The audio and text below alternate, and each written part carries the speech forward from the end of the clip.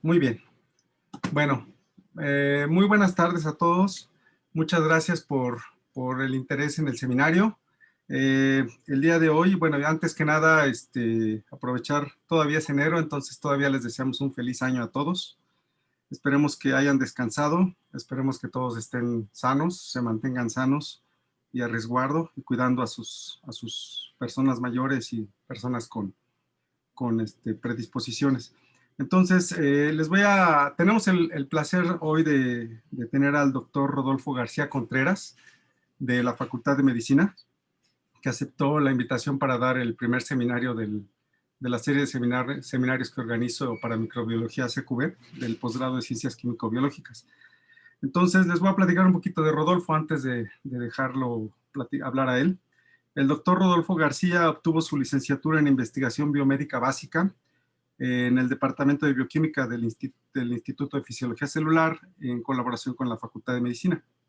Después hizo un doctorado en Ciencias Biomédicas en la Facultad de Medicina. Me imagino que fue doctorado directo, ¿verdad, Rodolfo? Entonces, Sí, sí, muy bien. Saliste muy chiquito. Después hizo un par de estancias postdoctorales. Una fue con Thomas Wood en Texas A&M, en Texas justamente, y después se fue más lejos, se fue al laboratorio del doctor Hans Westerhoff en la Universidad Libre de Ámsterdam. El doctor Rodolfo García tiene 66 publicaciones, 24 de las cuales son correspondencias de él, es decir, él es autor para la correspondencia. Dentro de los reconocimientos que ha recibido, tuvo la medalla Gavino Barreda, que para los que estuvimos en la UNAM sabemos que es similar a la Lázaro Cárdenas que tenemos aquí por un reconocimiento académico. Actualmente el doctor es SNI 2, pertenece al Sistema Nacional de Investigadores nivel 2 y es profesor titular A del Departamento de Microbiología y Parasitología de la Facultad de Medicina, en donde también es coordinador de la investigación. Y él es también encargado de organizar seminarios, del cual también él me invitó hace un tiempo y que me la pasé muy bien en la Facultad de Medicina. Muchísimas gracias, Rodolfo, por aceptar mi invitación. Te agradezco mucho que nos des el seminario del día de hoy. Eh, Nada más es como anécdota, el doctor Rodolfo y yo nos conocimos por la política. Anduvimos, bueno, él organizó un movimiento por ahí para obtener que el gobierno aprobara algunos proyectos de investigación y bueno, fue muy interesante ese proceso de también entrarle a la política por ese lado. Entonces, de ahí lo conozco y bueno, nos hemos mantenido en contacto y somos amigos y pues muchas gracias, Rodolfo. Te dejo a tu auditorio. Gracias por aceptar la invitación. bueno, muchísimas gracias, Toño, por la presentación y tus comentarios. Pues sí, algo de esa época fue muy bueno obtener el dinero, pero también hacer nuevos amigos y colaboradores, ¿no? Que nos han permitido ampliar nuestras perspectivas y horizontes en la investigación. Entre ellos está Toño. Entonces, bueno, vamos a hablar acerca de la explotación de exoproteasas y sideróforos, que son bienes públicos por individuos no productores en Pseudomonas aeruginosa, ¿no? Entonces, a manera de introducción, en el 2019 salió este artículo de revisión que es muy interesante, donde se resumen los bienes públicos, ejemplos de bienes públicos y de su explotación o cheating, o cómo individuos no productores se aprovechan de esta producción en los microbios, ¿no? Entonces, bueno, bienes públicos son aquellos que en una población, puede ser bacteriana o puede ser una población de animales o humanos, etcétera, se producen por una parte de los individuos de la población, pueden ser todos o puede ser una fracción de estos, y que en potencia pueden ser también aprovechados por todos los individuos de la población. Sin embargo, no forzosamente tiene que ser producido por todos. Puede haber algunos organismos, algunos variantes, pueden ser mutantes o pueden ser simplemente variantes transitorias, o comportamientos, en el caso de los animales, donde decidan no cooperar y solamente utilizar esos bienes públicos, ¿no? Dentro de los que vamos a hablar hoy, está en la exoproteasa. Aquí podemos ver colonias de Pseudomonas aeruginosa en un agar que tiene caseína o leche descremada. Entonces, si pueden ver las colonias, la mayoría de las colonias tienen alrededor un halo de remoción de la caseína, la proteína de la leche, ¿no? La proteína se remueve de aquí, la bacteria se la come y ingresa los ácidos, los aminoácidos y los péptidos, ¿no? Entonces, como las proteínas son muy grandes, no se pueden ingresar directamente, se procesan extracelularmente con exoproteasas, se rompen y entonces ahora sí los fragmentos se internalizan, ¿no? Y bueno, la mayoría de estas parecen productoras, hay una zona donde no se puede distinguir no productoras o productoras, pero hay esta en particular que pareciera que es no productora porque no se ve un halo muy claro alrededor de ella, ¿no? Habría que hacer un repique y ver, ¿no? Pero bueno, este es un ejemplo. Otro ejemplo con pseudomonas es la producción del sideroforopioverdina, que sirve para captar y llevar hierro a la bacteria, lo capta de manera extracelular y luego lo puede llevar a cualquier bacteria que tenga el receptor, ¿no? Entonces hay variantes mutantes que no expresan el receptor y que pueden recibir el sideroforo a expensas de las sí productoras, ¿no? En este caso se ven todas más o menos brillantes. Las mismas moléculas de percepción de quórum, vamos a hablar un poquito de percepción de quórum, como las acetylaminosarinlactonas o los péptidos cíclicos, son también considerados bienes públicos. Este que está aquí es la estructura de la pioverdina. La producción de luz en vibrios, por ejemplo, en su interacción con calamares marinos, en su mutualismo, es un bien público porque le sirve para que el calamar pueda sobrevivir durante su comportamiento predatorio nocturno, donde hay una cantidad de luz que el calamar recibe por unos fotosensores. Tiene alojado en un órgano posterior bacterias que son del género vibrio que producen luz, y tiene un esfínter que sirve como obturador que le ayuda para poder abrir y cerrarlo dependiendo de cuánta luz reciba de parte de la parte superior, puede ser de la luna o las estrellas, etcétera. Y entonces él puede tener como una lamparita que le sirve para camuflar borrar su sombra, ¿no? En el fondo marino, que son calamares que viven en aguas poco profundas, y de esta manera ya no lo pueden visualizar muy bien sus predadores y sus presas, y a cambio los vibros reciben alimentación, ¿no? Entonces esa luz le ayuda a todo el sistema a sobrevivir, y podría haber individuos que no produjeran la luz y que vivieran comiéndose la glucosa que les da el calamar, pero sin gastar su ATP en producir luz, ¿no? Y hay otros organismos, como el Myxococcus, que hacen para su reproducción en condiciones de baja cantidad de nutrientes, cuerpos fructíferos donde producen esporas, y esas esporas pueden salir después a germinar y colonizar nuevos nichos, ¿no? Sin embargo, durante la formación de los cuerpos fructíferos, más o menos el 20% de las esporas de los individuos tienen que formar el tallo y las estructuras, y ya no forman esporas, es decir, ya no se reproducen, ya no sobreviven, se sacrifican de manera altruista, es un bien público, ¿no? Entonces, bueno, todo esto se puede también analizar en un contexto clínico con Pseudomonas aeruginosa. Dentro de las bacterias, Pseudomonas y Vibrios son de las que se conoce que producen más bienes públicos y se han estudiado las dinámicas. Entonces, Pseudomonas, muchos de los que trabajan con bacterias la conocen. Es una patógena oportunista muy importante. Es capaz de infectar principalmente pacientes inmunocomprometidos. Es muy conocida en las infecciones de fibrosis quística, infecciones pulmonares, también de catéteres, de prótesis, y de prácticamente cualquier tejido o sistema es susceptible a ser infectado. También pacientes con quemaduras, con heridas, con quimioterapias pueden sufrir de la infección. Rara vez infecta a individuos jóvenes y son infecciones leves, como podría ser otitis o podría ser infección de las uñas. Su morfología característica pues son bacilos con uno o dos flagelos, gram negativos, y producen pigmentos que son factores de virulencia. Pueden ser la pioverdina, que ya vimos que es el sideróforo, y otros azules como la piocianina, que también son compuestos tóxicos, ¿no? Entonces, tiene una gran cantidad de producción de estos compuestos. Aquí está de nuevo el calamar, que ya mencionamos su relación simbiótica con el vibrio. Ahora, los vibrios, algo que no mencionamos, que está regulado por quórum, es que para que puedan producir la luz, tienen que estar en una alta densidad celular, ¿no? Si estuvieran en una baja densidad celular y produciendo esa luz, no les sería útil al calamar y nada más gastarían energía, ¿no? Entonces lo que hacen es que van generando moléculas que son las acetylmoserinlactonas, en este caso las señalizadoras de quorum sensing, se van acumulando en el medio. Cuando el medio ya tiene suficientes moléculas, estas ingresan a las bacterias, se unen a su receptor, en este caso es LuxR, ese receptor se dimeriza y se encarga de encender promotores, entre los que están, o activar promotores, entre los que están los que producen la enzima LUCI, que es la productora de la acetylmoserinlactona. Se acumula rápidamente la señal, y entonces hay un mecanismo de retroalimentación positivo, una autoinducción, y se prenden los genes de generación de luz, ¿no? Y así se controla. y puede también prender genes que tengan que ver con regulación de la producción de biofilm, de proteasas, etcétera, ¿no? Otras especies de vívero.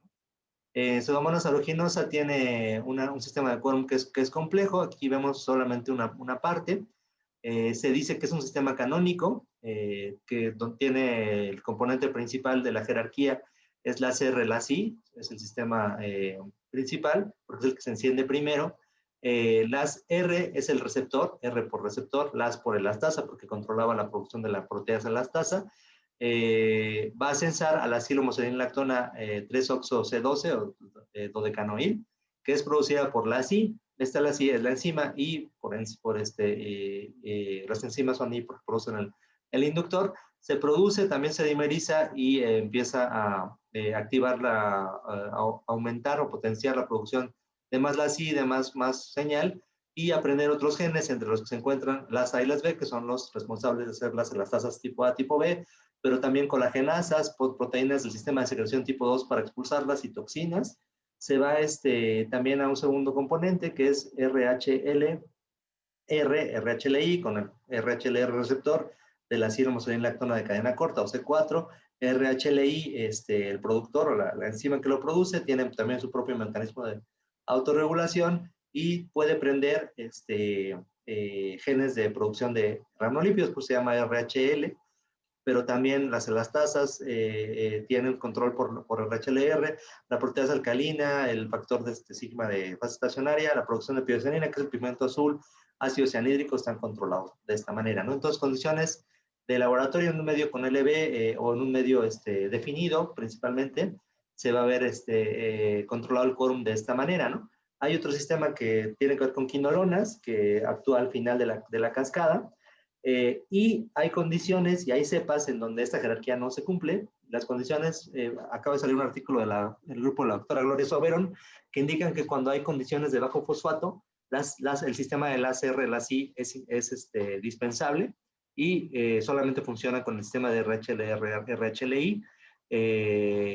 Y hay cepas que no tienen las R, son mutantes de las R, cepas clínicas o ambientales, una proporción pequeña de las cepas que se conocen, pero sí existen, y de todas maneras sintetizan factores de virulencia activando también RHL, RHLI de otras formas, ¿no?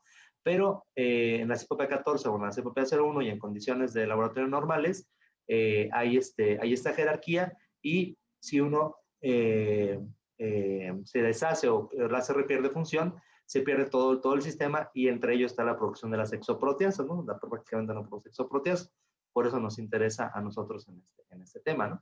Ahora bien, entrando ya de lleno al oportunismo social o social cheating o aquellas bacterias no cooperadoras, explicamos ya los bienes públicos, se producen por una fracción de la población, todos tienen acceso a los beneficios, pero puede haber algunos que no cooperen, ¿no? Entonces, todo sistema altruista o cooperativo es susceptible a explotación por los no cooperadores. Tenemos ejemplos en monos, por ejemplo, que aquellos monos son animales sociales y una parte de su tiempo la emplean para remover ectoparásitos de sus compañeros, ¿no? Pero se han estudiado los monos y se ve que, bueno, hay un promedio de tiempo que los monos pasan ayudando a otros para quitar los parásitos, pero hay algunos que no se dedican a esta tarea y que lo que hacen es que nada más se dejan expulgar, pero no ayudan a sus compañeros, son los tramposos oportunistas. En los murciélagos hay comportamientos cooperativos muy interesantes, como por ejemplo aquellos murciélagos tienen como grupos cercanos de colegas o amigos o murciélagos con los que interaccionan más que con otros.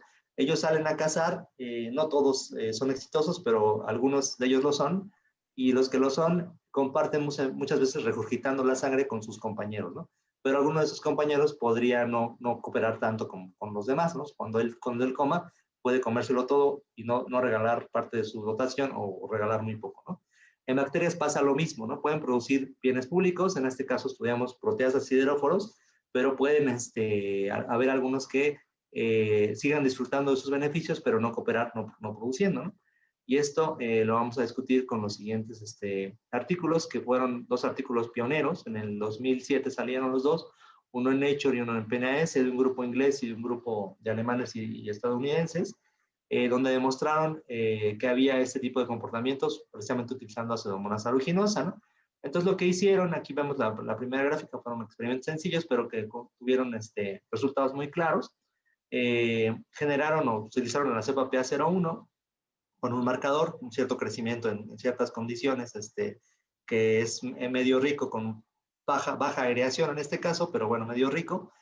Aquellas que no producían la señal, es decir, mutantes en la I, o aquellas que no tenían la señal, es decir, mutantes en las R, que no percibían la señal, perdón, las ciegas son las que no tienen las R, y la mutante que no hace la señal más la señal añadida exógenamente, y la mutante que no la percibe más la señal añadida exógenamente, pues solamente pueden crecer la silvestre, y la mutante que no hace la señal, cuando le añades la señal, pueden crecer de mayor manera, ¿no? Entonces, en este caso les ayuda a crecer, ¿no? Este comportamiento es escalable con la cantidad de señal exógena que le añadas. Bueno, aquí me equivoqué, ¿no? No es medio LB, es un medio con caseína como única fuente de carbono. Entonces ahí es donde pueden ustedes ver que el crecimiento depende de la producción de las exoproteasas para poder romper la caseína, y por lo tanto aquellas cepas silvestres o cepas que se le añada la señal, que no la pueden sintetizar, pero que se le añada, ya pueden crecer bien, ¿no? Y crecen más cuando hay más señal, ¿no? Esto se vio que se debía a la producción de exoproteasas, porque a la mutante que no producía la señal, o que no cesaba la señal, le añadían una proteasa exógena y ya podía crecer de nuevo, ¿no? Entonces eso se demostraba que en este medio controlado, medio QS controlado por Quorum Sensing, la producción de exoproteasa es esencial para que las bacterias puedan crecer, ¿no? Y las mutantes en la I o en la R no van a poder producir esa exoproteasa y no van a poder crecer, ¿no? Cuando le añades la exoproteasa pueden crecer de nuevo, ¿no?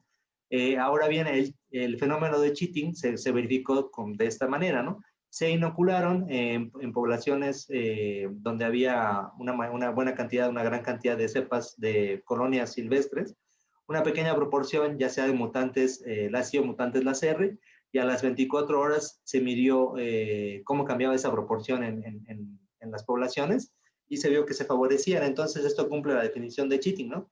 Que es que pueden crecer bien en presencia de los cooperadores y aumentan su proporción, lo que te va a llevar a un aumento en su fitness o en su adecuación relativa, a expensas de los cooperadores. Los cooperadores disminuyen su fitness, los no cooperadores aumentan su fitness y viven a expensas de los otros, ¿no? Esto se hizo a diferentes proporciones y se vio que la ganancia que tenían en fitness los no cooperadores era inversamente proporcional a su número inicial, ¿no? Que es algo que la teoría ecológica lo decía, y que se puede entender fácilmente, ¿no? Si tienes una pequeña proporción de cheaters al inicio, tienes a muchos cooperadores que les van a dar muchos recursos y van a poder crecer muy bien. Pero si el sistema ya tiene demasiados no cooperadores, ahora va a haber pocos a los que explotar, y entonces ya no va a ser tan beneficioso ser un cheater, ¿no? Entonces esto lo demostraron, lo publicaron en Nature. El segundo artículo salió en PNAS. Particularmente creo que el artículo mejor es el de PNAS, pero bueno, Nature salió el otro. Y aquí lo que hicieron ellos es ir más allá, ¿no? Ellos, tanto los de Nature como los de PNAS, sabían que estas mutantes tipo LACR eran comúnmente aisladas en infecciones de pacientes con fibrosis quística o quemaduras, y no se sabía por qué aparecían, ¿no? Ellos lo que hicieron fue no solamente demostrar este fenómeno, sino demostrar o crear condiciones donde apareciera espontáneamente, ¿no? Lo que hicieron fue usar ese mismo medio con caseína como única fuente de carbono, inocular una colonia y hacer pases consecutivos, y monitorear aquellas que no pudieran producir exoproteasa, que son los círculos negros, o que no podían crecer en adenosina como única fuente de carbono, que son los círculos blancos, ¿no? Y veían que aparecían, en este caso los detectaron a partir del pase número 12, subcultivo número 12, y se acumulaban y llegaban como a una frecuencia, en equilibrio, ¿no? Ahora bien, ¿por qué usaron los NUH estos investigadores, o los que no podían crecer bien en adenosina? ¿Por qué se llama NUH? Porque el quórum, además de controlar la expresión de exoproteasas, también controla la síntesis de la enzima NUH, que es la nucleósido hidrolasa, que es esencial para degradar adenosina y usarla como fuente de carbono, ¿no? De tal manera que una mutante en la ACR no crece bien en adenosina como fuente de carbono, y se puede identificar en las placas con adenosina como única fuente de carbono, ¿no? Y en este caso eran mayoritariamente, eran más individuos no productores de NOH que de no proteasa. Eso lo explicaron porque veían que había mutaciones revertantes que readquirían la capacidad de producir proteasa, pero seguían siendo mutantes que no producían, que no crecían en adenosina, ¿no? Y estas las trazaron y vieron que eran las R, ¿no? Ellos fueron los que demostraron que las mutaciones que se acumulaban para que hubiera los cheaters de manera espontánea eran mutaciones en ACR, ¿no? Tal y como se había aislado de los pacientes y tal y como se había visto por el grupo anterior. El grupo anterior vio que era la C y la R, pero estos encontraron que nada más estaba la R.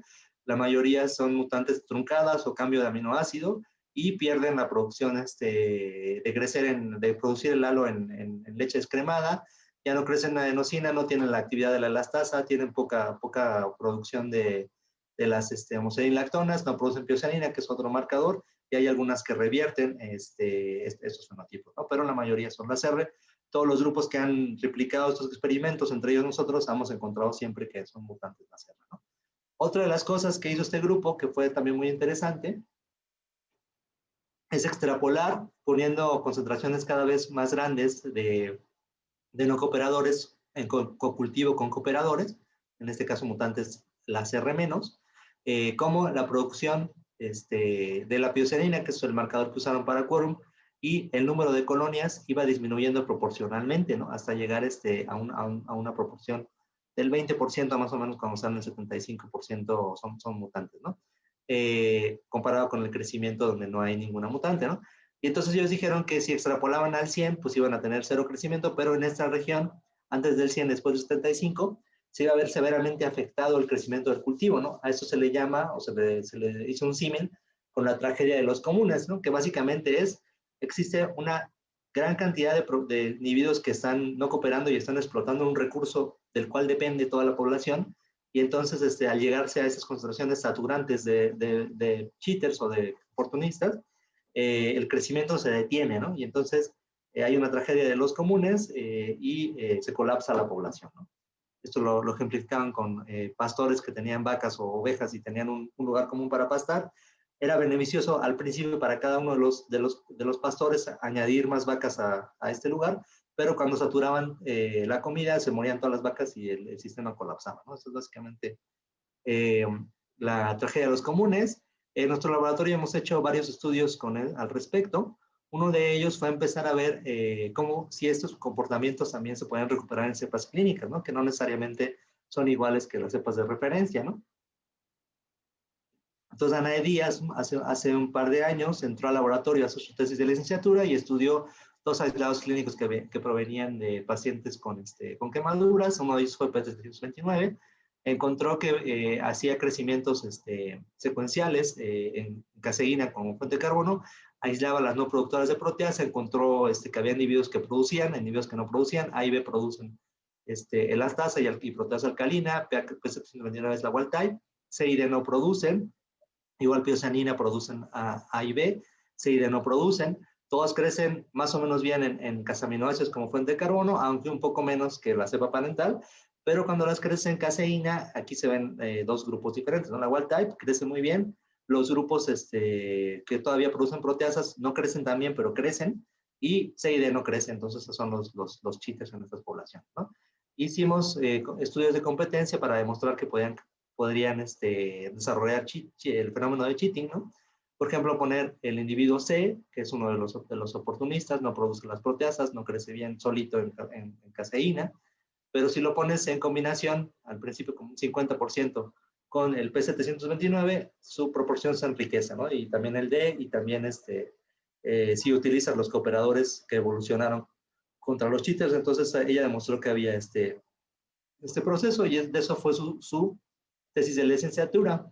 Ahora bien, después llegó Daniel Loarca, que sigue con nosotros en el grupo, y él empezó a estudiar los colapsos poblacionales, ¿no? Queríamos saber, usando cepas clínicas, qué tan común era que pasara que después de muchos subcultivos ya no creciera la cepa, y qué factores determinaban que pasara esto, ¿no? Entonces Daniel, aparte de las cosas que hizo en el laboratorio durante su estancia de la licenciatura, es que nosotros usábamos placas de caseín de LB con leche para ver la proteólisis y para poder caracterizar los no productores y productores de exoproteasas, pero esos no daban resultados muy claros. Entonces él implementó unos nuevos platos que eran con caseína y casaminoácidos, y ahora sí se podía ver, se podían distinguir de manera muy bien los productores en la cepa P14 y P729 y los no productores, ¿no?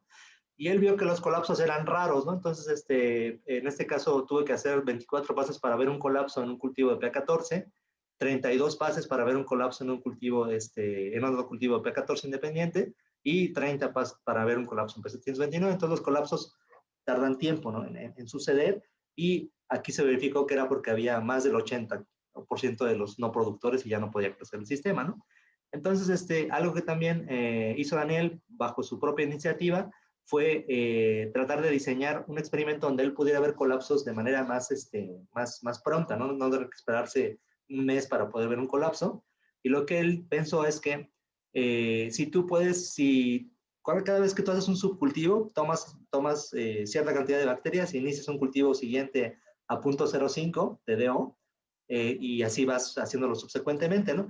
Pero a la hora de que tú haces eso, como estaba reportado en la literatura y como lo hacíamos nosotros, tú te estás llevando también en el inóculo proteasas que vienen del inóculo anterior y otros factores, ¿no? Entonces, eso le va a ayudar a la bacteria a arrancar y a poder crecer más rápidamente en el siguiente pase, y a lo mejor ahí no puedes evidenciar bien los colapsos, ¿no? Entonces, lo que se le ocurrió a Daniel fue muy simple, ¿no? Simplemente tomar la misma cantidad de bacterias, hacer un pellet, lavarlas con solución salina y quitarles todas esas proteasas que venían ahí en el medio y ponerlas a crecer, ¿no?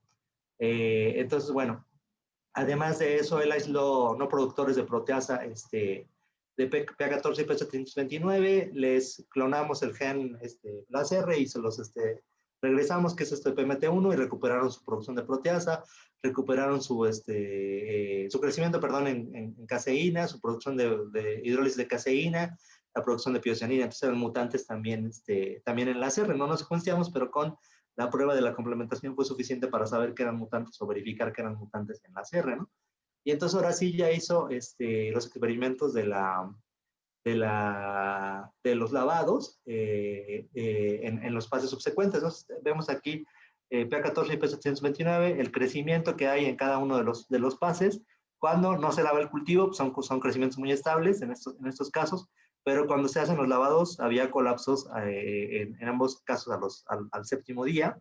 El porcentaje de las no productoras de proteasas era mucho más grande, cercano al 100% cuando se lavaba, y la hidrólisis de caseína también se veía colapsada, ¿no? Porque no había casi cooperadores, y en este caso hasta subía un poco, ¿no? Y la producción de piocianina también colapsaba.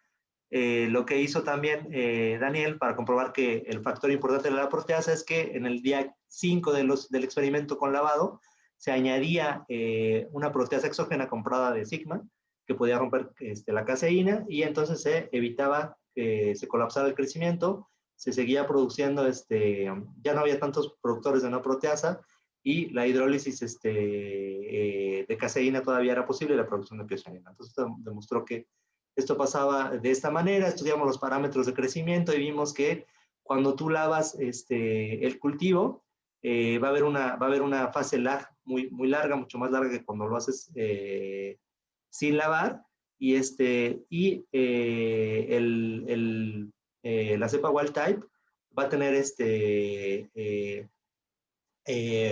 si está solita, su tiempo de duplicación no cambia mucho, ¿no? Pero la cepa wild type en presencia del cheater, cuando se da el lavado, su tiempo de duplicación, esta es la MU, disminuye bastante, y el tiempo de replicación del cheater siempre es mayor. Entonces siempre está viendo el fenómeno del cheater, pero en el caso de que hay lavado, se ve mucho más afectado el cooperador, entonces le cuesta más trabajo cooperar, porque ya no tiene la proteasa que le va a estar ayudando en cada paso subsecuente para poder empezar a crecer y a producir un quórum y a producir proteasas. Entonces le cuesta más trabajo y no crece muy bien. Además, demostramos con otros experimentos, ayudados por el doctor Héctor Quesada, que había en estas condiciones, cuando los cooperadores no tienen alimento, hay una sobreproducción de las tasas, ¿no? Y esto cuesta ATP, y esto probablemente también haga que se exploten más, ¿no? Esto lo publicamos, creo que en el 2019 en Frontiers, con Daniel como primer autor y Dana también, y otros amigos y estudiantes. Hemos seguido estudiando otras cosas de las que no voy a hablar ahorita, pero de manera general estamos viendo también qué factores pueden afectar a este cheating, ¿no? ¿Qué es lo que favorece que haya cheating? ¿Qué es lo que favorece que no haya cheating? Una de las cosas que favorece que los cheaters no se seleccionen es el estrés, ¿no?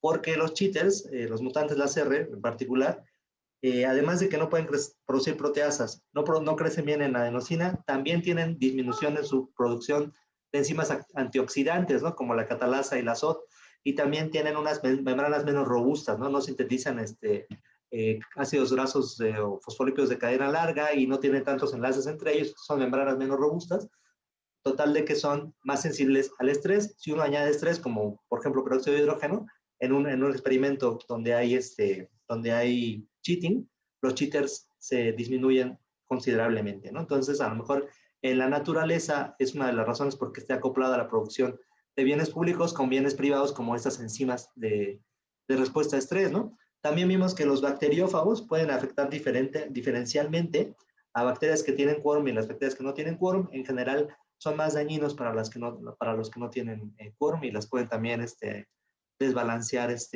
las poblaciones, ¿no? La piocianina, que es un metabolismo que ellos producen, también les ayuda para restringir el cheating. Los ranolípidos también los ayuda para restringir el cheating. Y hay ahorita estudios donde se postuló como el ácido cianhídrico también como un controlador de cheaters, pero son estudios controversiales. Hay un grupo que dice que sí y otro grupo que hace experimentos muy bien controlados. Es el mismo Schuster que hizo el artículo de PNAS de los cheaters en 2007, y él demuestra que en realidad esto no es cierto. Entonces está la polémica todavía, ¿no?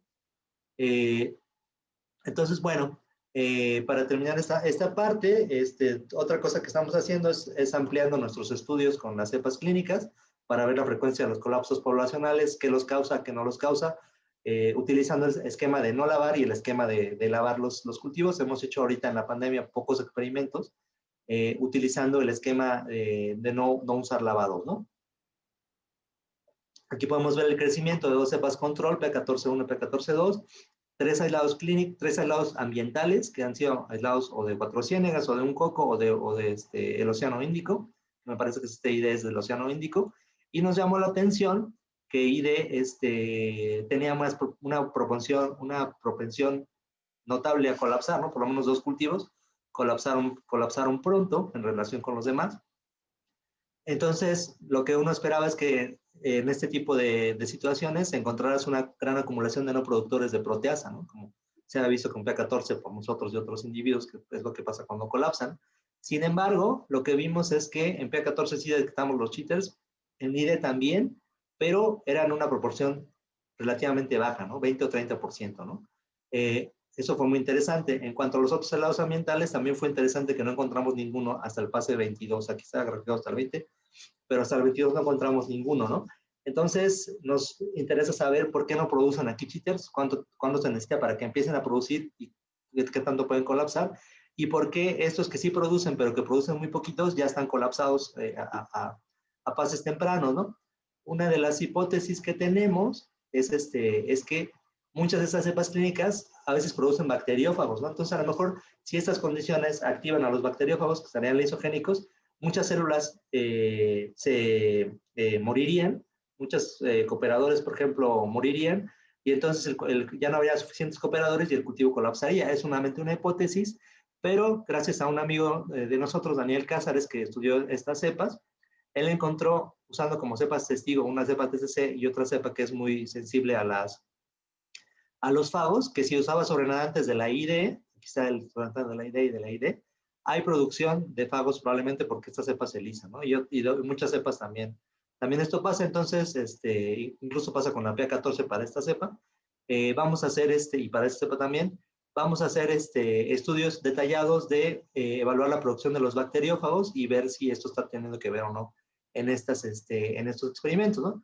Otro caso interesante es que probablemente también produzcan bacteriófagos o algo que lice a las bacterias. Algunas de las cepas que no producen cheaters, pero ¿por qué no producen cheaters? Eso no lo sabemos y lo tenemos que estudiar, ¿no?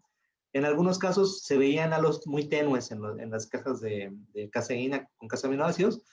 Precisamente para comprobar que fueran o no cheaters, nosotros las recuperábamos esas colonias y medíamos la actividad caselolítica y era una actividad alta, ¿no? Entonces, a lo mejor ellos lo que hacen es que no la expresan en esas condiciones muy bien, pero después ya la expresan, entonces no sabemos qué es lo que está pasando, pero lo vamos a tratar de averiguar ahora con Daniel y con otros colegas, como un nuevo chico que va a entrar a la maestría, donde vamos a tratar de averiguar esto. Los agradecimientos de esta parte, pues está Daniel, Dana, Jimena, otra estudiante, la doctora Ana María, que nos ayudó con la identificación de la proteasa, nuestros colegas en Japón y en Estados Unidos, Gloria Soberón, Avi, Paulina, que era de nuestro grupo, después fue con Gloria, Héctor Quesada, que hace proteómica, nos ayudó a identificar qué proteasas se producían en condiciones de inanición por las bacterias, Rafael Franco y Esaú de rehabilitación, nos dieron las cepas y hicieron experimentos, y Daniel Cázares, que nos ayudó con la caracterización de estos fagos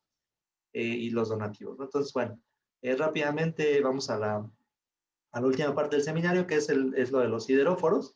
Entonces, los sideróforos son un factor ecológico muy importante, ¿no?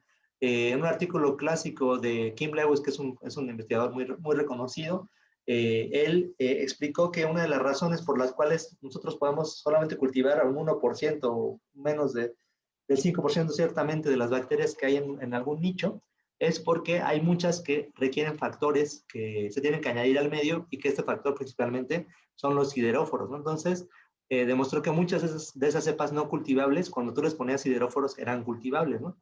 Y esto, ¿cómo lo veían? Pues en una muestra del suelo veían colonias, y veían colonias satélites, pequeñitas colonias alrededor de colonias grandes que sí podían crecer en los medios definidos, ¿no? Como eran satélites, Kim Lewis y su grupo tuvieron la hipótesis de que a lo mejor había un factor difusible que sí crecían, lo producían, y que era esencial para el crecimiento de las que no crecían. Entonces se puso una de estas colonias, KL1 cooperadora, con una de las que crecía solamente como satélite, y se vio que hay un patrón muy claro, que las que están cerca de la colonia ayudadora pueden crecer, a medida que se alejan ya no pueden crecer bien. Entonces esto concordaba con que fuera algo difusible, ¿no? Para saber qué era o qué podía hacer, utilizaron E. coli, ¿no? E. coli produce tres cosas que podrían ser difusibles. Entre ellas está LuxS, que es un antiinductor 2, molécula de quórum. Entre ellas está también TNA, que es la encargada de producir el indol. Entonces, el indol, autoinductor 1 o la wild type, o el sideróforo enterobactina, ¿no? Cuando usaron mutantes, la cepa silvestre puede ayudar a la otra cepa. Si le quitan la producción del autoinductor 2, ya no hay efecto. Si le quitan la producción del indol, hay algo raro porque hay más colonias, pero siguen creciendo. Pero si le quitan la producción de la enterobactina del sideróforo, no hay nada de crecimiento, ¿no? Entonces, en realidad lo que están usando estas cepas son sideróforos, ¿no? Si tú le pones el sideróforo, no le pones la bacteria, pero le echas el sideróforo, entonces ahí se puede crecer, ¿no?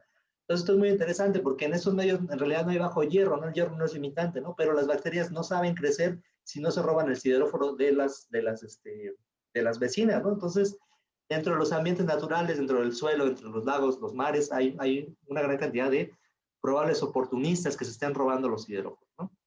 Entonces, los sideróforos han sido estudiados como un fenómeno cooperativo, y su explotación también se sabe. Hay un artículo muy interesante de estos autores, que son los que también descubrieron los cheaters en proteasas en 2017, los del artículo de Nature, donde ellos dijeron, vamos a hacer una compilación de todos los estudios que hay con cheaters y sideróforos en pseudomonas, y discutieron varias cosas, pero lo que nos interesa a nosotros, o lo que nos interesó, es que había un sesgo muy grande en el medio que se utilizaba para estudiar estos fenómenos, ¿no? Es un medio definido con casaminoácidos como fuente de carbono, un medio mínimo, y en este caso lo que se hace es que se tiene que limitar el hierro, ¿no? Entonces hay varias maneras de limitar el hierro, ¿no? La manera que ellos escogieron es echándole un quelante, ¿no? Y este quelante es la apotransferrina humana, que es una proteína que une hierro de manera fuertemente, hierro 3, y lo remueve del medio. De esa manera se crean condiciones donde, si tú haces pases seriados en esta condición, empiezan a salir mutantes que no tienen los receptores, que no obtienen los enzimas para producir los sideróforos o el factor sigma que lo controla, pero que sí tienen los receptores para la pioverdina y lo toman, ¿no? Pero es un sesgo muy grande, ¿no? Se podría limitar el hierro de otras maneras, ¿no? Y no se hacía, ¿no? Entonces, lo que la gente que estudia estos fenómenos cree o implícitamente percibe de cómo es la captación de hierro es que es dependiente de pioverdina, que es el sideróforo que puede ser explotado, toma el hierro 3, se lo lleva a la bacteria, la transferrina compite con el hierro 3 y se lo puede quitar, ¿no? Y entonces esto sería el fenómeno que ellos pensaron que existía, ¿no? Pero en realidad es más complejo, ¿no? Entonces, desde hace muchos años, desde los 90, ya se sabía que las proteasas también le ayudan para poder tomar el hierro de la transferrina, ¿no? Porque las proteasas rompen la transferrina y al romperla el hierro se libera fácilmente. La transferrina ya no tiene afinidad, o el pedacito de transferrina que quedó ya no tiene afinidad y el hierro se lo saca muy fácilmente. Entonces, la presencia de la lactasa las B, en este artículo se demuestra, hace que la adquisición de hierro por parte de la pioverdina, o sea, el robo de del hierro de la pioverdina a la transferrina, sea muchísimo más rápido, ¿no? Además, esto también funciona con otras proteasas controladas por quórum, ¿no? Como la proteasa alcalina. Hay otros artículos que lo demuestran, ¿no? Entonces, en realidad, el sistema funciona de esta manera, ¿no? Si está la pioverdina robándose el hierro, si hay alguna transferrina que va a perder el hierro por la pioverdina, pero están las exoproteasas ayudándole a quitarle el hierro a la transferrina, ¿no? Entonces hay dos fenómenos, pioverdinas y proteasas, que son producidos, son bienes públicos susceptibles a explotación que le van a estar ayudando a captar hierro, ¿no? Por lo tanto, nosotros postulamos que en estas condiciones donde se estudiaba supuestamente la explotación de sideróforos, también ocurriría explotación de exoproteasas, ¿no? Finalmente, eso es lo que encontramos, ¿no? La realidad fue otra, no lo postulamos, lo encontramos por casualidad, si quieren después les digo cómo fue, pero después lo entendimos y ya lo pudimos postular, ¿no? Si se acuerdan ustedes, la manera más fácil de perder una proteasa, pues es perdiendo la R, ¿no? Por eso vamos a está aquí. La hipótesis es la transferina en el medio, no solo seleccionará la producción de la no producción de pioverdina, pero también la de no exoproteasa, ¿no? Para ver la producción de proteasas, ya sabíamos cómo se hace con las cajas de caseína. Para ver los sideróforos es muy fácil, se hace un medio limitado de hierro, con sales que no le echas hierro, se llama medio de King, y las bacterias son verdes, fluorescentes cuando producen la pioverdina, pero si se fijan hay bacterias opacas, ¿no? A simple vista son como claritas, como blancas, ¿no? En lugar de verdes, y si las pones en el transiluminador, ya no florece la pioverdina. Si tú las aíslas, las cultivas y le mides la fluorescencia, pues ves que no tienen pioverdina, ¿no? O lo puedes hacer por masas o otra cosa más sofisticada y ver que no tengan pioverdina, ¿no? Pero así se hace el screening y puedes hacer muchas colonias, ¿no? Entonces lo que encontramos sorprendentemente es que si tú ponías el medio CA con transferrina, lo que todo el mundo hacía, y veías la producción de no pioverdina con los pases, pues sí la encontrabas y encontrabas un equilibrio, pero también encontrabas prácticamente la misma cantidad de no productores de proteasa, ¿no? Lo cual fue sorpresivo, ¿no? En estas condiciones tú estás poniendo la misma presión selectiva para que no haya ni proteasa ni pioverdina, ¿no? Esto depende de la transferrina. ¿Cómo lo identificamos? Pues de la siguiente manera, ¿no? Evaluamos la aparición de no productores de pioverdina en medios diferentes, ¿no? El CAA solito, sin ningún quelante, y el CAA con Kelex. Kelex es una resina que capta cationes, pero no es una proteína. El medio se trata con la resina no entra en el medio, se filtra por una columna al medio, y el medio queda limitado de hierro, ¿no? Hicimos otro medio que es el medio mínimo de succinato, que es un medio naturalmente que tiene poco hierro, y se complementó con la transferrina, ¿no? Entonces lo que vemos aquí es que en el medio CA hay una pequeña producción de individuos que no hacen la pioverdina, por lo menos hasta el fase 14. Si se añade el Kelex, se quita el hierro y esta producción es mayor, ¿no? Entonces aquí empiezan más o menos igual, pero se acumulan más, ¿no? Su selección es mayor, ¿no? En el medio de medio succinato, que es un medio que ya tiene menos hierro, hay aparición de no productores, pero si tú le pones transferrina, hay más aparición, ¿no? Entonces, estos sistemas todos funcionan para seleccionar mutantes no productores de pioverdina, ¿no? Sin embargo, el único que selecciona también no productores de proteasas a frecuencias muy parecidas a los no productores de pioverdina es el medio mínimo succinato con transferrina, ¿no? Por lo tanto, la transferrina es el factor que te está haciendo que se pongan las condiciones para que la adquisición de hierro dependa de proteasas y de pioverdina, y entonces perder alguna de los dos fenotipos te va a dar una ventaja muy grande, ¿no? Que es algo que no se había estudiado, y seguramente este sesgo está en muchos estudios ya publicados para varias cosas, ¿no? Algo que también hicimos fue analizar algunas de estas colonias individuales y ver por qué perdían la producción de los factores, ¿no? Entonces tenemos a la cepa silvestre, tenemos una que llamamos CHE1, CHE2 y CHE3 y una mutante la CR. Vemos la producción de pioverdina, que es la fluorescencia. Chiter1 y Chiter2, CHE1 y CHE2 no hacen pioverdina, CHE3 sí hace pioverdina, ¿no? Y la CR en este caso hace muy poca o no hace, ¿no?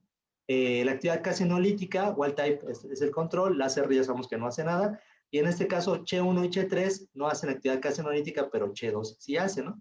Entonces, CHE1 es un no productor de pioverdina, no productor de exoproteasa. CHE2 es un no productor de pioverdina, pero sí productor de exoproteasa. Y CHE3 es un productor de pioverdina, pero no productor de exoproteasa. Son tres poblaciones diferentes, ¿no? Hicimos competiciones con estas cepas, por ejemplo, de Chiter1, y vimos que en este caso, como Chiter1 es un no productor doble, cuando lo pones en un medio CA, no hay un cambio de sus proporciones.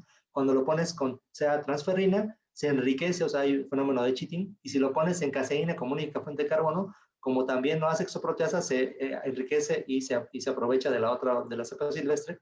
Y entonces es un cheater doble, ¿no? Aquí lo comprobamos. En el caso del cheater 2, únicamente se enriquece en el medio donde no hay transferrina, porque sí produce proteasa, no produce pioverdina, ¿no?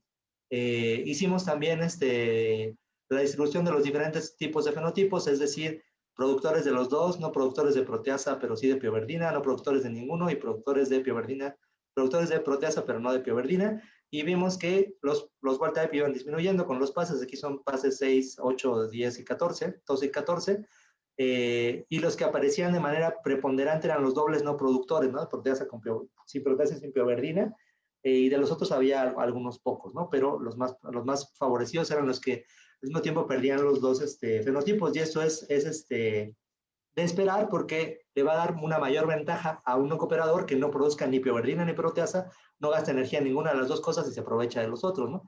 Ahora bien, cómo se generan estas mutaciones es algo muy interesante y nuevo también en el campo. Lo que hicimos fue secuenciar los genomas de las CHE1, CHE2 y CHE3, y lo que vimos es que aquellas que no producían la proteasa, en lugar de tener mutaciones en las R puntuales, lo que tenían eran de lesiones, ¿no? Aquí se puede ver la de lesión en una de las cepas, en CHE3 y en CHE1, que son de lesiones muy grandes, de 13 kilobases a 33 kilobases, perdían estos pedazos grandes de DNA, dejaban de producir proteasa porque ya no tenían las R, y también dejaban de producir pioverdina por algún fenómeno que tenga quizá que ver con las R, o sea otro, pero lo dejaban de hacer, ¿no?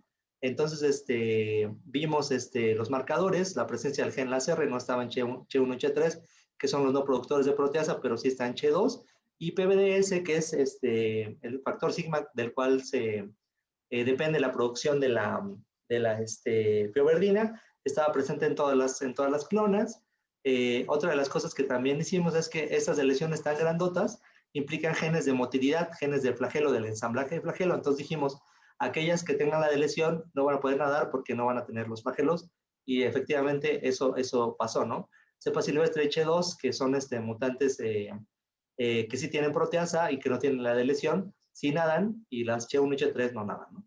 Hicimos también complementaciones, pero entonces complementaciones no iban a ser sencillas de hacer, porque nada más regresando la CR se iba a recuperar la señal, porque las deleciones incluían la CR y la I. Se tenía que poner el gen la CR, pero añadir la señal, o bien clonar los dos genes y poner los dos, o ponerle la CR y añadir la señal, y esto fue lo que pasó, por ejemplo, con CHE1, ¿no? Cuando le pusimos el plasmio a la CR no hubo complementación para la producción de proteasa o para la producción de piosina, pero cuando le añadimos la señal ya hubo complementación.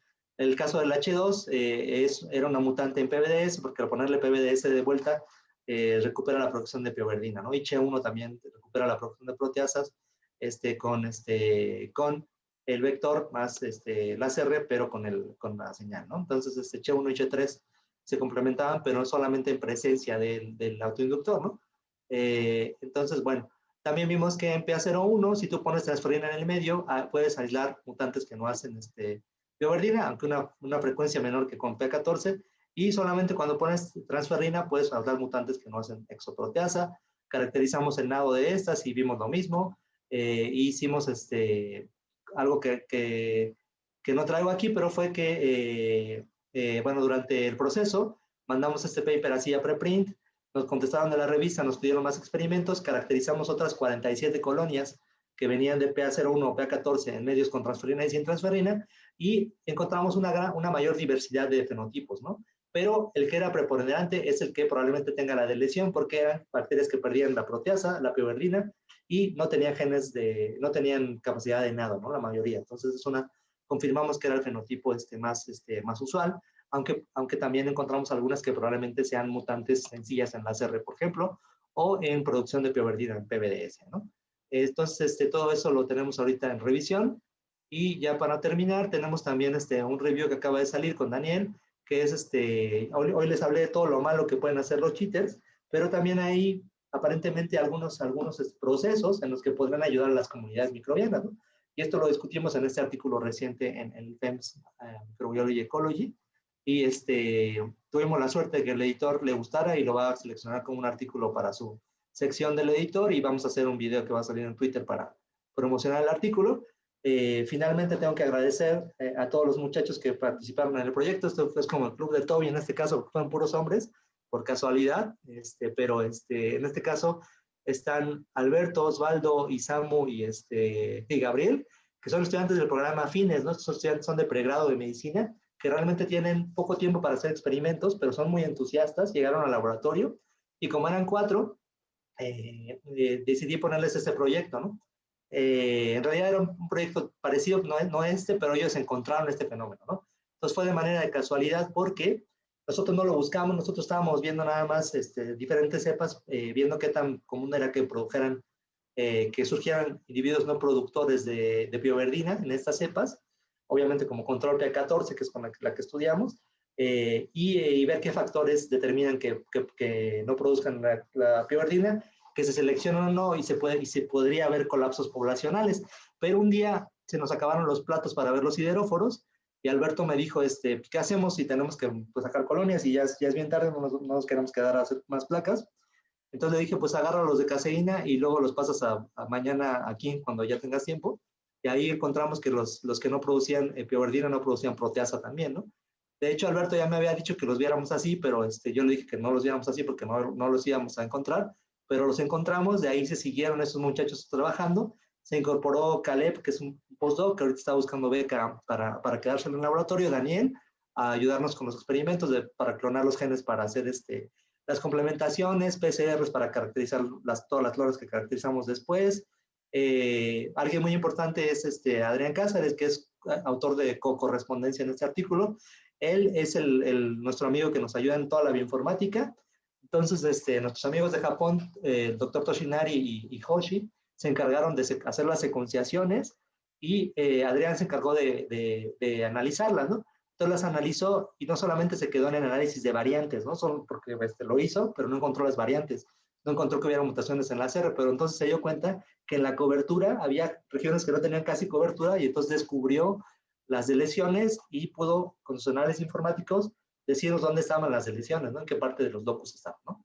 Entonces, ha sido muy importante, y nos ayudó a escribir manuscritos, son muchas correcciones y partes conceptuales, por lo que corresponden del artículo. Es un chico muy joven, es un postdoc en Inglaterra, pero es muy, muy brillante y muy amable, entonces está ahorita empezando su carrera de manera muy exitosa. Nuestros amigos japoneses son del Instituto de Kyushu de Tecnología en Japón, y tenemos algo de dinero de Vegapa y algo de dinero de CONACYT, que nos ha ayudado a desarrollar el proyecto. Y bueno, pues muchas gracias por la invitación, y queda abierto para preguntas si desean. Perfecto. Muy bien. Muchísimas gracias, Rodolfo. Vamos a empezar a recibir preguntas de los estudiantes, de los profesores. Recuerden que aquí se promueve que estén preguntando. Entonces, ya sea que abran su micrófono, por favor, o nos abran su micrófono, o bien la escriban en el chat para hacerle las preguntas a Rodolfo. Por favor, también en Facebook, los que están allí, las pueden escribir, y bueno, los chicos me las van a pasar. Entonces, oye, mientras, ya hay, a ver, Corina levantó la mano. Sí, buenas tardes, muchas gracias por la presentación. Gracias. Fue muy interesante, son datos fascinantes sobre comunidades bacterianas y cómo funcionan, son como cosas nuevas. A mí se me hace fascinante la parte del colapso del sistema, que suena un poco lo que pasa en los tejidos cuando se necesita una cierta limitación, y lo veo como, no sé si a usted le parece un poco como apoptosis de los tejidos, en el sentido Ajá. de que tal vez es una adaptación de la comunidad hacia, por ejemplo, una actividad del sistema inmune, que cuando una cierta comunidad bacteriana, que en este caso son comensales, básicamente, Ajá. sí, en una cierta concentración está aceptada y todo va bien con el hospedero, mientras cuando se pasa un cierto límite de la población se vuelve peligrosa. Y no sé si piensa que estos fenómenos participan podrían participar en eso. Sí, muchas gracias, Corina. Es muy interesante tu pregunta. Yo pienso que sí, y de hecho, en este artículo que hablamos de revisión reciente, hay un pequeño parrafito donde exponemos las ideas de que precisamente esto es importante para infecciones crónicas, ¿no? Que haya este cierto tipo de oportunistas, van a evitar que los wild types proliferen mucho y que ya no produzcan tantos factores de virulencia. Entonces, les va a permitir adaptarse y vivir en equilibrio con el sistema inmune, ¿no? Otra de las cosas que también hacen, porque les digo que pueden hacer papeles benéficos, es que por lo menos in vitro, y quizá en vivo también lo hagan, la producción de algunos de esos factores no es óptima, ¿no? Entonces, si tú pones a crecer a las pseudomonas en LB, donde no necesitas proteasas, producen proteasas, ¿no? Entonces, si tú le quitas los genes para hacer proteasas, tienes un rendimiento mayor, ¿no? Entonces, no se necesita la proteasa, es un gasto, pero no está beneficiando en esas condiciones, ¿no?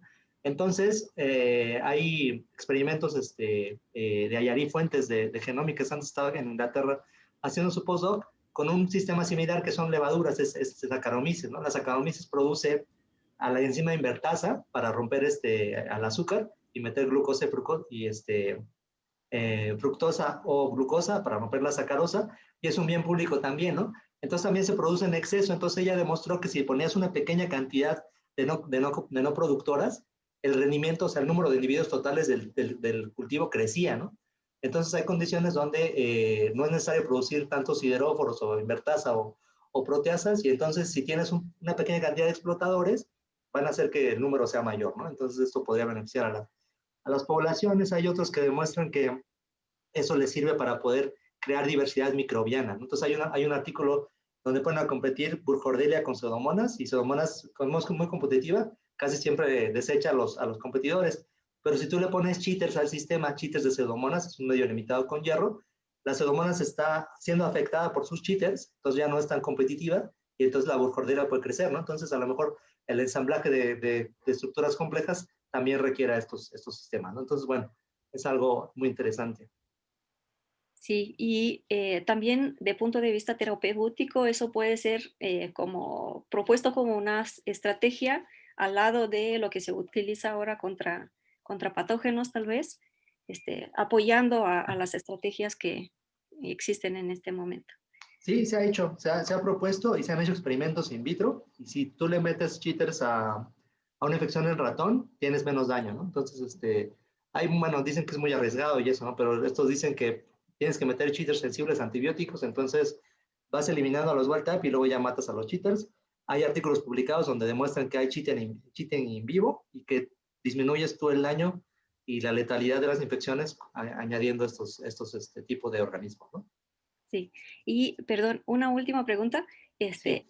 No sé si se sabe si hay cambios transcripcionales antes del establecimiento de estos cambios genéticos, porque es muy interesante que se queda la mutación, pero me pregunto si antes de eso la bacteria aprende que es útil no tener estos metabolitos por manera transcripcional, o de una vez hay un cambio genético. Probablemente también exista, ¿no? No creo que no se ha reportado. Nosotros hemos visto evidencias que señalan que esto puede pasar porque a veces aislamos en ciertas condiciones bacterias que parecen no productoras, pero son transitorias, ¿no? Entonces,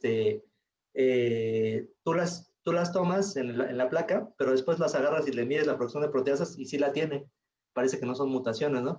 Incluso algunos de estos fenómenos, cuando agarramos cheater 1, cheater 2 y cheater 3, las cultivamos por varias generaciones y nos quedamos con los fenotipos estables, ¿no? Pero hubo una clona que no producía pioverdina y a los 2 pases empezó a producir, ¿no? Entonces, probablemente o son mutaciones en otro lado o sí son regulaciones transcripcionales y eso también tendría sentido, ¿no? Que la bacteria aprendiera, o algunas de las bacterias de la población, a no perder su láser o a no perder su producción de pioverdina, pero a apagarla transitoriamente y vivir de las otras mientras, ¿no? Entonces, es algo que queda abierto para estudiar bien, ¿no?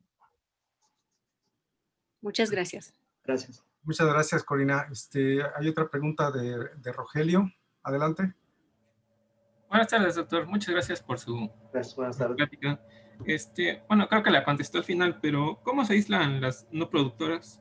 Y la segunda pregunta sería, cuando se muta cuando se obtienen estos mutantes láser, también se han encontrado mutantes en RHLR.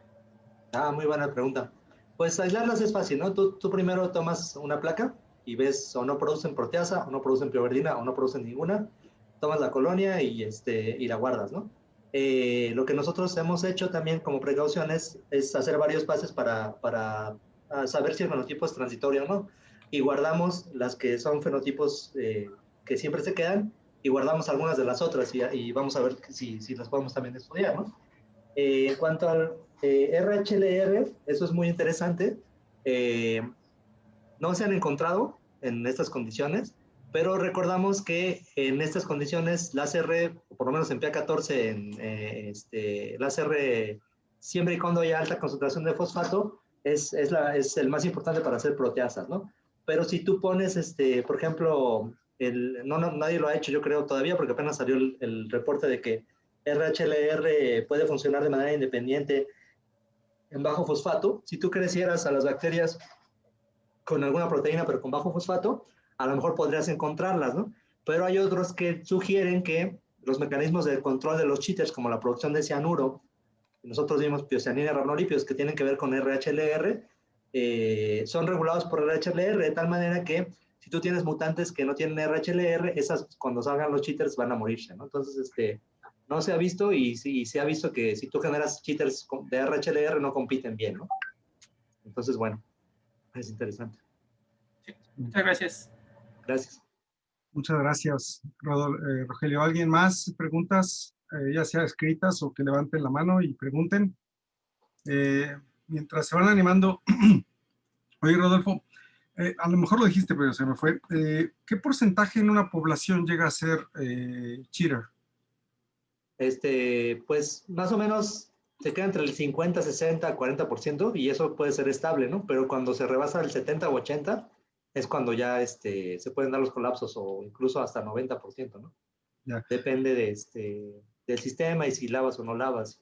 Claro, sí, pero me refiero en condiciones, digamos, naturales. Si tú tomas una población como el experimento que nos platicabas del suelo y que tomas y empiezas a ver que ahí aparecen algunas y de ahí quieres buscar si en una población silvestre hay cheaters, entonces ahí como cuánto porcentaje sería. Digo, Sí. a lo mejor es complicado, pero... No, sí, hay algunos estudios, ¿no? Y por ejemplo, de los sideróforos, cuando le pusieron sideróforo, creo que pasaron de aislar 1% a poder aislar, creo, un 30 o 40%. Entonces, por lo menos de sideróforos es muy común. En el caso de mutantes láser con pseudomonas hay pocos estudios, pero hay un estudio también de Schuster donde él caracteriza cepas que están coinfectando a un huésped, ¿no? A 9 pacientes, ¿no? Ya. Y siempre encuentra que hay mutantes láser, pero siempre las encuentra en conjunto con sí productoras, ¿no? Lo que no hace o que no dice es que no da números, no da CFUs o en qué proporción están, ¿no? Pero sí te dice que siempre que hay no productoras, las encontró con productoras, ¿no? Entonces, habrá que hacer también más estudios para ver qué tan comunes están, ¿no? en un sistema y en qué condiciones hay más o menos, ¿no? Claro. Oye, hay dos preguntas, pero ahorita te las hago. Nada más, de las mutantes que ustedes encuentran son puntuales en las R, nos las enseñaste. ¿Qué tanta, han buscado ustedes si hay reversiones? Porque al ser puntuales puede ser que eventualmente recuperen la función.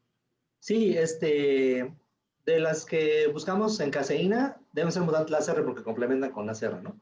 Esas creo que todavía no las hemos secuenciado.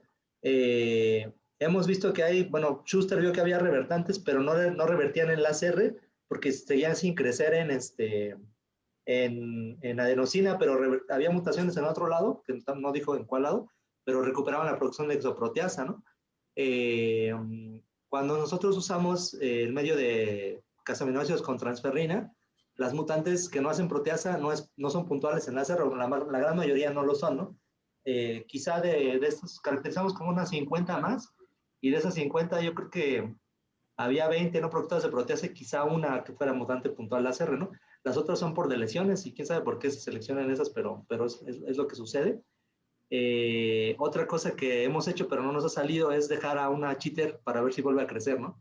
Para ver si recupera, ¿no? Pero otros fenotipos cooperativos se han recuperado así en Myxococcus y en otros sistemas, ¿no?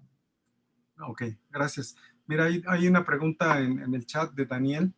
Dice, ¿cómo se presentan los cheaters de manera natural en aislados clínicos de pseudomonas aeruginosas en un hospedero? ¿Qué papel juegan? Y si se encuentran, ¿en qué frecuencia se encuentran con respecto a estudios in vitro? Me imagino que todo va relacionado con la parte viva, ¿no? O sea, en un aislado, en pacientes o en un animal enfermo, ¿no? Y el Sí, papel creo que ya lo habías dicho, pero bueno, lo vuelven a preguntar. sí, o sea, realmente parece que es común. No sé si 5 o 10% de las muestras de pacientes logran aislar mutantes LASR, ¿no?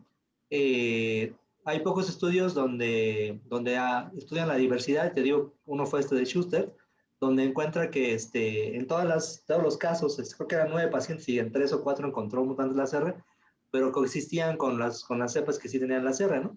Su papel probablemente podría ser atenuar la infección. Entonces, también se sabe que en infecciones agudas no aparecen, pero en infecciones crónicas sí aparecen.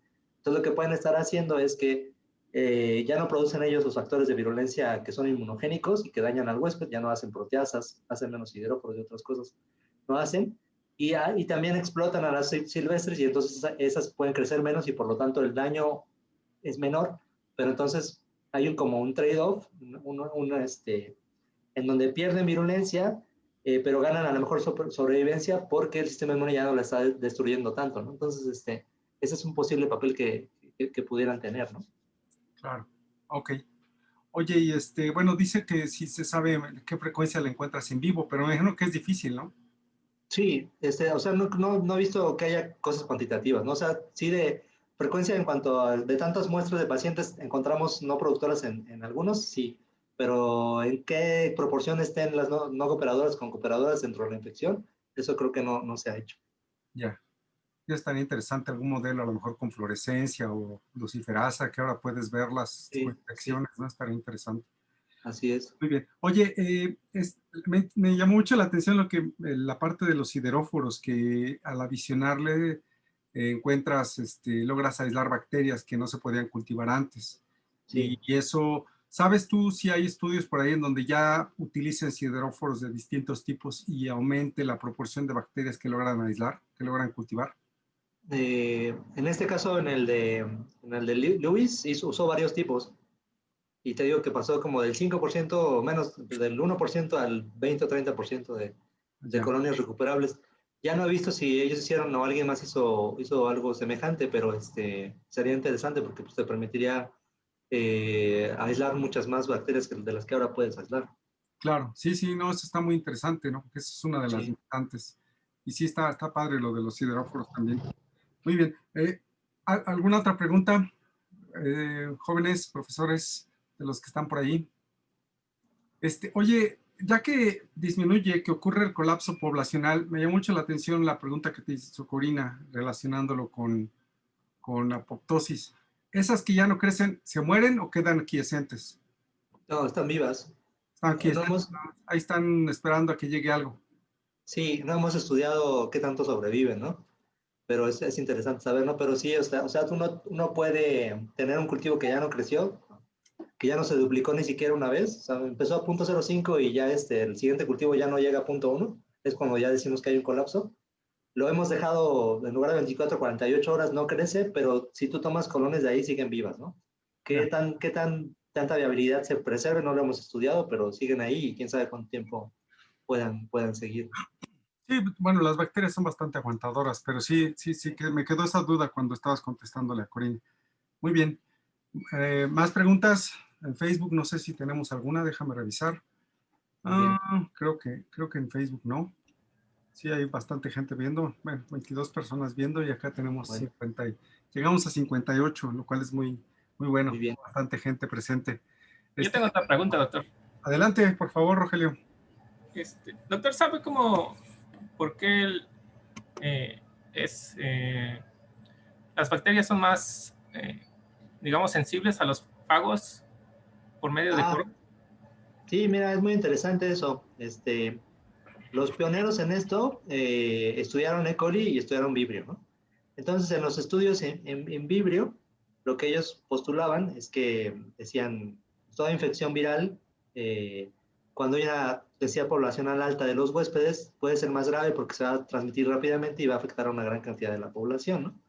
Entonces, es concebible que las bacterias hayan evolucionado estrategias en donde ellos detecten la alta densidad celular, es decir, los mecanismos de quórum, de censado de quórum, y basados en esas condiciones, aumenten sus defensas a los fagos, ¿no?